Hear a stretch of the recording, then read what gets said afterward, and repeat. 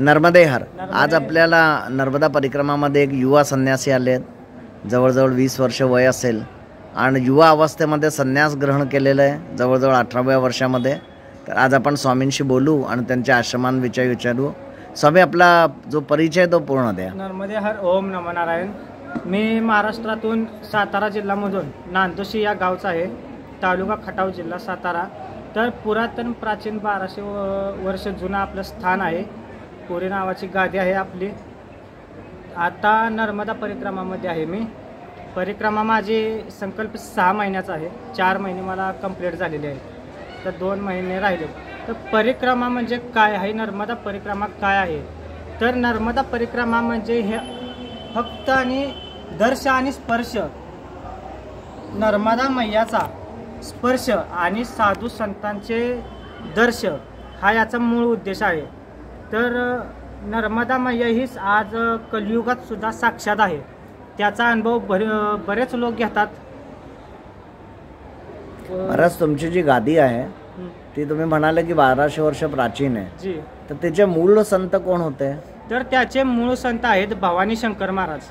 भवानी शंकर महाराजांनंतर धर्मपुरी महाराज नावाचे महाराज तिथे आले. त्यांनी पुरी नावाची गादी स्थापित केली तिथे आणि तिथून पुढे ती पुरी गादी चालू झाली. आता आज तिथे 13 ते 14वा महंत मी आहे तिथे गादीवर. 1200 वर्ष झाले. प्राचीन स्थळ आहे. गादी जुनी आहे. गादी पावरची आहे. त्या गादी अशी होती की त्या गादीवर जर आपण ज्वारी जर टाकली तर त्या ज्वारीच्या लह्या उडत होत्या. तिथे शिवाजी महाराज येऊन गेलेले आहेत. ज्यावेळी अफजल खानाचा वध होता, अफजल खानाचा वध करायचा होता, त्या टायमिंगला शिवाजी महाराज औंधच्या यमादेवीचे दर्शन घेऊन प्रतापगडाला निघाले होते पायथ्याशी अफजल खानाचा वध करण्यासाठी. तर जाता जाता पहिला तो पूर्ण जंगल एरिया होता. एवढ्या जंगलात धूर कुठून निघतोय म्हणून शिवाजी महाराजांना कोण असेल संत महात्मा दर्शन घेऊन जावं असा त्यांच्या मनात विचार आला असेल. तर ते तेथे गेले. त्यानंतर महाराजांचे दर्शन हे घेतले. तिथे साधू संत होते तिथे लोक. त्यानंतर त्यांनी दर्शन घेतले. जेवण पाणी सर्व झालं. त्यानंतर महाराजांनी सांगितलं की शिवाजी महाराजांनी सांगितले भूक लागली, काय लागले महाराजांना, सैन्याची जेवणाची व्यवस्था होईल का काय. तर त्यावेळी महाराजांनी सांगितलं की तिथे समाधी विहीर म्हणून नावाची एक विहीर आहे. त्या विहिरीमध्ये जावा. एक चिप ठेवलेली आहे. आता त्याला आपण फरशी म्हणू शकतो. त्याची दगडी चिप मोठी.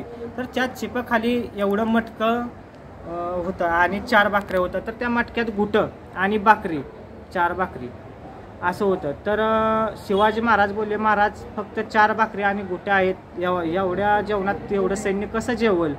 तर हा आश्चर्य वाटलं त्यांना, कसं काय नक्की काय म्हणतात.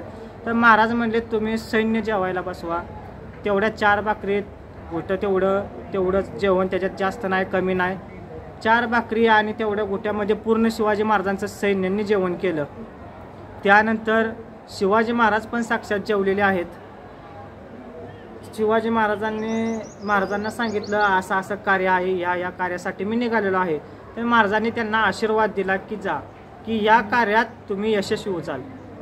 त्यानंतर शिवाजी महाराज अफजल खानाचा वध करून आले, यशस्वी झाले. त्यानंतर आपल्या जो मठ आहे गोसावी मठ संस्थान नांदोशी, आपल्या मठामध्ये शिवाजी महाराजांचे जे सैन्य आहे, गुप्त सैन्य म्हणा किंवा त्यांचे युद्ध सैन्य असेल, हे तयार होत होतं नांदोशी मठामध्ये. अच्छा, म्हणजे जुन्या काळामध्ये जे गुप्त सैन्य होतं त्यांचा तो शिवाजी महाराजांचा तो एक अड्डाही होता एक प्रकारे. अड्डा म्हणजे तिथे सैन्य पण तयार होत होते. आणि दुसरी गोष्ट म्हणजे शिवाजी महाराजांच्या काळात जेव्हा महाराष्ट्रात दुष्काळ पडला होता धान्याचा, तर धान्याचा जेव्हा दुष्काळ पडला होता त्या काळी नांदोशीचा जो मठ आहे त्या मठाने पूर्ण महाराष्ट्राला धान्य पुरवलेलं आहे. जेवण खाण्याची सुविधा सर्व त्या नांदोशीच्या मठाने केलेली आहे. अच्छा, हे तर तुम्ही खूपच मोठी माहिती दिली. तर शिवाजी महाराजांच्या काळापासून म्हणजे काळ जो आहे आश्रमाचा शिवाजी महाराजांच्याहूनही जुना असेल. तर शिवाजी महाराजांनी नंतर आपल्या मठाला काही जागा दिली का मग? हां, त्यानंतर शिवाजी महाराजांना म्हणजे त्यांच्या मनात काहीतरी भावना आली महाराजांबद्दल. सिद्ध महात्मा आहेत ते. तर त्यांनी सांगितलं की बाबा महाराजजी, तुम्हाला डोळ्यानं जेवढी जमीन दिसेल आसपास तेवढी जमीन तुमची, म्हणून ती जमीन पण शिवाजी महाराजांनी त्यांना दिली की बाबा तुम्ही एवढ्या युवा अवस्थेमध्ये संन्यास घेतला तर ही अशी इच्छा कशी झाली? कारण का आजकाल बरोबर लोकांचे आहे. मार्ग दुसरे असतात, तर तुम्ही या संन्यास मार्गात कसा काय आला? त्याचं एकच कारण आहे की आज ती जी जागा आहे त्या जागेवर आज 50 ते 60 वर्ष झालं कोणी महात्मा नाही. एवढं ते सिद्ध स्थान आहे, प्राचीन मंदिर आहेत, पवित्र स्थळ आहे. त्या जागेवर कोणतेही बाई जात नाही, त्या जागेला बायचा स्पर्श चालत नाही, गादीला बायचा स्पर्श चालत नाही, एवढी पवित्र जागा आहे. त्या जागेवर म्हणजे पाक ते जागा जमीनग्रस्त करायची ती वेळ आलेली आहे. आत्ता सर्व पडून गेलेलं आहे, पडगळ झालेली आहे. तिथं लक्ष देण्याची पण गरज होती, पण तिथं आता लक्ष द्यायला कोण नाही. त्यासाठी हा मी कमी वयाचा संकल्प धरून शास्त्रीय पद्धतीनं आम्ही संन्यास धारण केला. पुशेगावचे सुंदरगिरी महाराज आहेत, त्यांच्याकडून मी दीक्षा घेतली. दीक्षा घेतल्यानंतर तिथं गुरु शिष्य परंपरेनुसार मी गादीवर बसलो. गादीवर बसून आता ती परंपरा चालू केलेली आहे. आता दमादमानं त्याचा आपण प्रगतीचा कार्य करायचं आहे. जीर्णोद्धार हा 100% तिथला. तुमच्या आश्रमामध्ये काही दुःखी लोक येतात जसे, तर त्यांची काय सेवा होते? तसं माझे दादागुरु होते दत्तपुरी महाराज म्हणून, तर भरपूर लांब लांबनं लोक येत होते. तर साप जर चावला, ते पण सिद्ध महात्मा होते. साप जर कोणत्या व्यक्तीला चावला, कसलं जरी विष असलं तर ते धुनीतला अंगारा घेत होते. असा अंगारा घ्यायचे चिमटभर आणि त्या व्यक्तीच्या शरीरावरून 3 वेळा फिरवायचे. तो अंगारा 3 वेळा त्यांनी मंत्रून जर फिरवला तर त्या माणसाच्या शरीरातलं पूर्ण विष जात होतं. आज म्हणजे आता काय 90-95 वर्षाची लोक आहेत, वय झालेलं आता म्हातारे लोक आहेत, तर ते हे जुनं सर्व सांगतात की असं असं तुमचे जे दादा गुरु होते. तर तुम्हाला याच्यापैकी काही, कारण की परंपरागत आहे तुमचं, तर असे काही तुम्हाला मंत्र मिळाले आहेत का आपल्या घराण्यातनं? हां, तसे जे माझे गुरु आहेत त्यांच्याकडून मला मंत्र मिळालेला आहे. आणि परिक्रमेमध्ये मला खूप सिद्ध महात्मा भेटले. त्यांनी मला वेळोवेळी सत्संग केला त्यांच्यासोबत मी. त्यांनी पण मला काय मंत्र दिले, काय म्हणजे त्यांनी पुढचा मार्ग काय आहे, काय केल्यानंतर काय होतं, कुणाचा आपण कोण आहे, आपल्याला काय करायचं आहे, आपला जन्म कशासाठी झाला आहे माणसाचा, तर हे जे काय ज्ञान आहे हेच परिक्रमा नर्मदा किनारी सर्व देतात. तर हे जसं गुप्त रूपेत नर्मदा किनारे आज बरेच साधू संत राहतात, त्यांचे पण दुर्लभच दर्शन होतात लोकांनी. असे मला पण भेटले, अनुभव पण भेटले. साक्षात नर्मदाजी मैया जी आहे, शी अशी मैया आहे, ही कलियुगात जिवंत आहे. ही लहान मुलगी, स्त्री, म्हातारी बाय ह्यांच्या म्हणजे कोणत्याही रूपात येऊन तुमची परीक्षा घेऊ शकते. तशी माझीसुद्धा एक परीक्षा झाली होती मागे. एक तरुण मुलगीने पण आली होती, तिने माझ्यासोबत पण चर्चा केली होती. पण मला हे आधी कल्पना होती की जी नर्मदा मैया आहे शी कोणत्याही मुलांच्या कोणत्याही स्त्रीच्या रूपात येऊन शी तुमची परीक्षा घेत असते. तरी मला थोडक्यात म्हणजे म्हणायचं की मला माझ्या इच्छेनुसार की हे मैयानं माझी परीक्षा हीच घेतली असेल. कारण की असं कोण डायरेक्ट कोण असं विचारत नाही की कोणती मुलगी कोणत्या मुलासोबत डायरेक्ट बोलत नाही. तर आणि हा सर्व जंगल एरिया पडतो आसपासचा टोटल. तर असल्या ठिकाणी कोणती मुलगी बोलणे म्हणजे हे काय सोपी गोष्ट नाही. आणि अच्छा, हे जे नर्मदा मैयाची आता तुम्ही परिक्रमा करताय, तर तुम्हाला जवळजवळ 3 महिने झाले असतील. 4 महिने झाले. तर ह्या क्षेत्रामध्ये तुम्हाला काय विशेषता वाटते? पूर्ण क्षेत्राची परिक्रमा मार्गाची विशेषता काय वाटते तुम्हाला? मार्ग म्हणजे पूर्ण जागृत आहे. जागोजागी चिन्ह लावलेलं आहेत, कापड लावलेलं आहे, बोर्ड लावलेले आहेत परिक्रमा मार्ग. आणि याच्यात अनुभव पण खूप आहेत. काय अनुभव असे आहेत की मी ते तुम्हाला शेअर नाही करू शकत मोबाईलवर. असे पण अनुभव आहेत. फक्त सांगायचा उद्देश एवढाच आहे की जर तुम्हाला परिक्रमावासी येत आहेत तर तुम्ही येताय म्हणजे तुम्ही इथं आला तर काय तर तुम्ही सोडून जावा.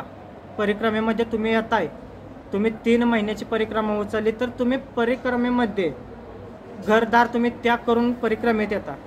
तर आश्रम कोणत्याही आश्रमावर गेल्यानंतर तुम्ही तेथे सेवा करा. जे परिक्रमावासी येतात, बरेच परिक्रमावासी मी बघितले की ते सेवा करत नाहीत. त्यांना आश्रमवाल्यांनाच बोलतात की आम्हाला असं पाहिजे तसं पाहिजे. तसं नाही, एक व्यक्ती असतो आश्रम चालवणारा आणि 30-40 परिक्रमावासी येतात.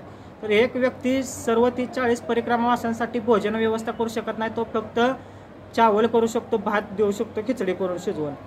तर त्यांना पण मदत करा तुम्ही परिक्रमावाशांनी. आणि जागोजागी कुठं जाचाल आश्रमला तिथं स्वच्छता ठेवा. तुम्ही आत्ता हे जे कुशावर्तेश्वर महादेव मंदिर इथे जे आला आहात, हे तुम्हाला स्थान कसं वाटलं?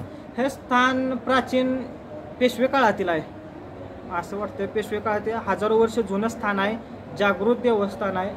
आणि एवढ्या जंगलात एवढं मोठं लाखोंचं तुम्ही इथे संतोष गोडबोले म्हणून आता महाराष्ट्राचे आहेत ते संतोष गोडबोले, ते इथे सेवा देत आहेत. आणि महाराष्ट्राची बरीच लोक आहेत. तर परिक्रमावासी केव्हा जरी आला तरी इथं रात्री 12 वाजता जरी आला तरी त्या व्यक्तीसाठी आश्रमचा दरवाजा उघडा आहे. आणि परिक्रमावाशांची सेवा आणि साधूंची सेवा कशी करायची ते ह्या आश्रमाकडून शिकलं पाहिजे. मस्त आहे आश्रम आहे. काय वाटतं तुम्हाला, इथे येऊन सेवा करायची इच्छा आहे का? हां, सेवा तर आता चालूच आहे. आज माझा तिसरा चौथा दिवस आहे इथे राहायचा.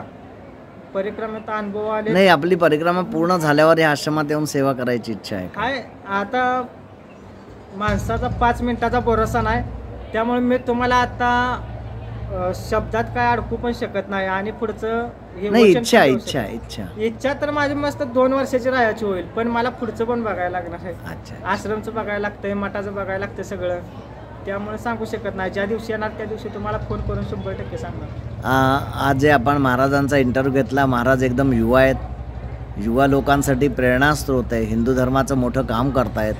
तर निश्चित रूपाने एक चांगला आश्रम आपण चालवाल आणि आपली जी गादी आहे ती भारतामध्ये निश्चित प्रसिद्ध होणारच आहे, आपल्या नेतृत्वात होणार आहे. आणि पूर्ण मराठी लोक आपल्याबरोबर आहेत आणि निश्चित रूपामध्ये आपली मदत करतील. नर्मदे हर. नर्मदे. कृपया चैनल को लाइक, शेयर एवं सब्सक्राइब करें. नर्मदे हर. कृपया चैनल को लाइक, शेयर एवं सब्सक्राइब करें. नर्मदे हर.